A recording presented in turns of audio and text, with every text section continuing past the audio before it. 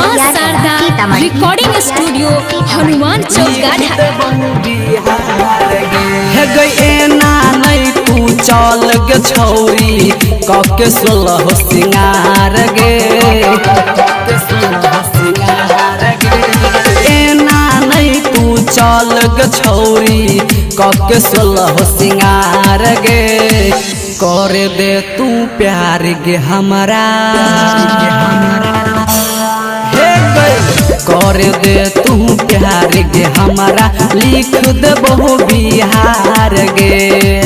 कर दे तू प्यार गे हमारा लिख देबो बिहार गे लिख देबो बिहार गे मसियार कला सीतामढ़ी लिख देबो बिहार गे मां शारदा रिकॉर्डिंग स्टूडियो हनुमान चौक चरहल जवानी तोहर मारै छौ हिलोर गे चरहल जवानी तोहर मारै छौ हिलोर गे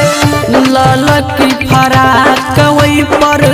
लागै छौ बेजोर गे ललकी फराक ओइ पर लागै छौ बेजोर गे ललकी फराक ओइ पर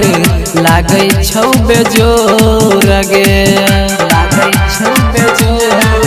गे तोहरे चर्चा मिथिला के परचा छापू सब अखबार में छापू सब अखबार में तोहरे चर्चा मिथिला के परचा छापू सब अखबार में कर दे तू प्यार गे हमरा कर दे तू प्यार गे हमारा लिख देबो बिहार गे कर दे तू प्यार गे हमारा लिख देबो बिहार गे लिख देबो बिहार गे मसियार कला सीतामढ़ी लिख देबो बिहार गे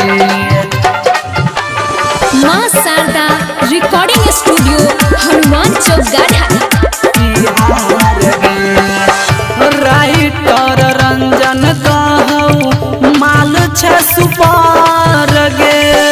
राइटर रंजन कहू माल छ सुपार गे श्याम प्रेमी के तू बनी जल भार गे श्याम प्रेमी के तू बनी जल भार गे श्याम प्रेमी के तू बनी जोल भार गे बनी जोल भार लाली ओठ लाली बाली की न देबो हजार गे की न देबो हजार गे नदिया टीका पायल झुमका की न देबो हजार गे कर दे तू प्यार गे हमरा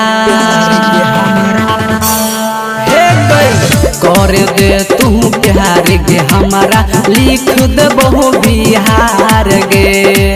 कर दे तू प्यार गे हमारा लिख देबो बिहार गे एना नहीं तू चल गे छौरी कके सोलह सिंगार गे कर दे तू प्यार गे हमरा कर दे तू प्यार गे हमारा लिख देबो बिहार गे कर दे तू प्यार गे हमारा लिख देबो बिहार